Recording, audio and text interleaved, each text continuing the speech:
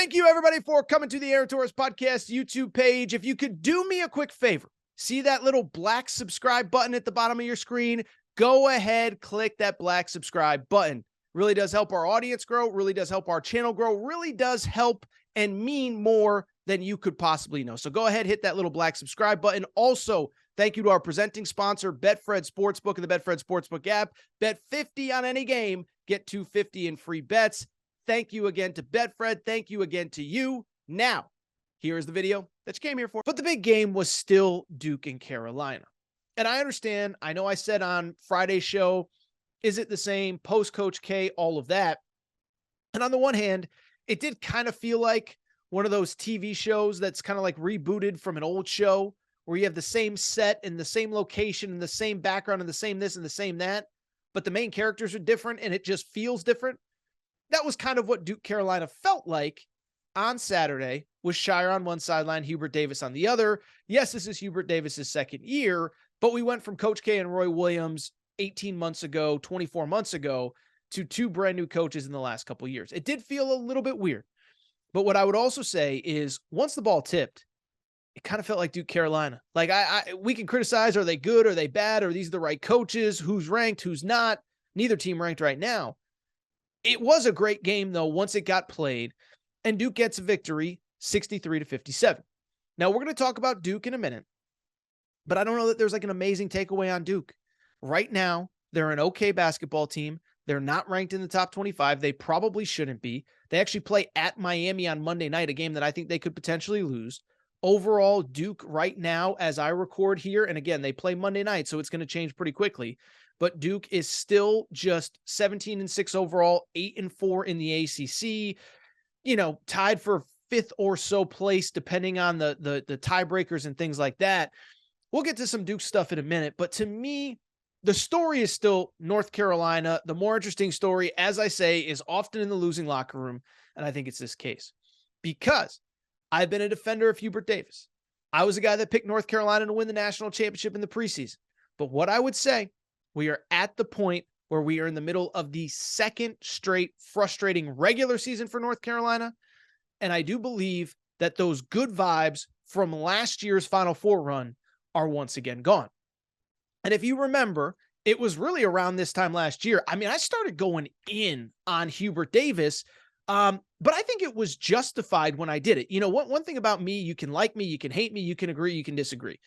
When I go hard on somebody, generally it comes from a place of knowledge. You can agree with me, you can disagree with me, but when I go hard at somebody, I've been watching the games, I've been talking to people behind the scenes, and I bring it up because this time last year, I was really hard on Hubert Davis. After the first Duke game, they played Duke the first weekend in February, just like this year. It was Saturday, February 5th. So it was a day ago, a year and a day, whatever. And they lost to Duke 87-67. At that point, they were 16-7 overall, 8-4 in the ACC, but it continued this disturbing trend of just getting blown out in big games. This was a team that not only lost by 20 to Duke, but they lost by 19 to Wake Forest. They lost by 28 to Miami. They lost by 29 to Kentucky in the CBS Sports Classic last December. They lost by 17 to Tennessee. They lost by 9 to Purdue. And so I bring it up because Hubert Davis was really going through some stuff this time last year. And to his credit, he turned things around. They get to a Final Four. They play for a national championship. And I was all in on the Tar Heels. I said it took a while. I trust Hubert Davis. And even being around him a little bit at the Final Four, I said, this is the right guy for the job. The problem is that this year is almost an exact carbon copy of last year, right down to the win-loss record. Last year, coming out of the first Duke game, they were 16-7 overall, 8-4 in the ACC. This year, with 4 returning starters off of that team, they are 15-8, 7-5 in the ACC, going into what is actually a pretty tough stretch for them. Their next 4 against teams that are probably going to make the NCAA tournament, or at least are in consideration. At Wake Forest Tuesday, Clemson, Miami, at NC State. Those are some really good teams, and then they close with Virginia and Duke late in the season.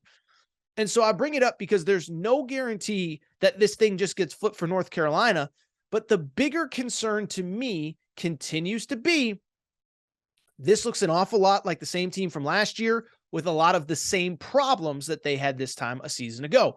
What are those problems? Well, they still haven't figured out a way to rein in Caleb Love.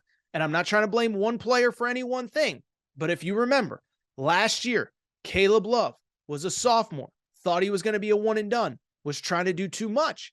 And they really had success with Caleb Love when they moved him off the ball, where he let things come to him by themselves, and they were able to have success that way. Just one problem.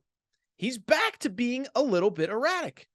37 minutes on Saturday, 5 for 15 shooting from the field, 2 of 7 from 3, and this after a game against Pitt the other day that I watched from start to finish, and it was much the same. 8 of 18 from the field, 4 for 11 from 3, but here's the thing. He had his first 2 threes to start the game, so went 2 for 9 in his last 9 three-point attempts, and it's kind of the same thing. Too many erratic shots, too many shots outside of the offense. And most importantly, what ends up happening is this. You have an elite big man down low in Armando Bacot that is not getting the ball enough. And so when you ask what's wrong with North Carolina, why they're in the same position as last year, it's because they're essentially the same team as last year. A team that has guards that play a little bit out of control. They don't use the big man enough, and they remain insanely frustrating.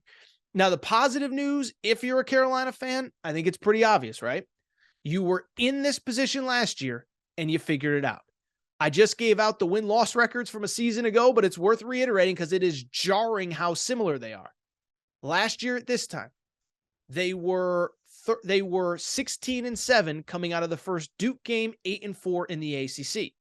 This year, they're 15-7, 7-5. The good news, though, is that after the first Duke game in the 2022 season, North Carolina went 13-3. They beat Duke in the final home game of Coach K. You may remember that.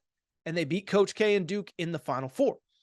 So the question for Carolina, can they turn things around? Can they figure things out? It won't be easy. The ACC is better this year. The schedule is tougher this year, but the pathway is there. But what I will say is Carolina fans are frustrated. I understand their frustration, and they've got to be better. This was the preseason #1 team. There's no excuse to be this bad. And more importantly, and I remember talking about this with Hubert Davis at this time last year, inherited a veteran group, a lot of talent. Next year, most of those guys are going to be gone. Next year, you're going to have a lot of freshmen. It's not going to get easier from here, and that's why I think he's got to turn things around.